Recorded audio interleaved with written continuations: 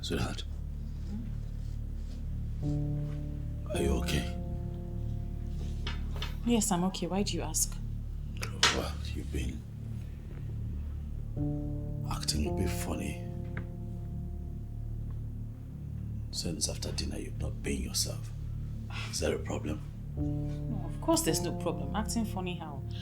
I was just thinking about the clothes I need to hand wash. That's all. Would you help me?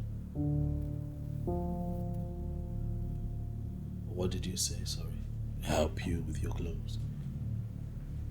Since when? You have the dry cleaners at your beck and call, so you call them to come get the clothes. Well, I can't send my underwears to the dry cleaners. Well, you put them in the washing machine. That's what it's there for.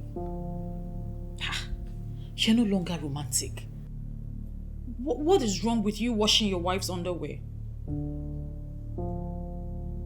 Sandra, are you sure everything is okay?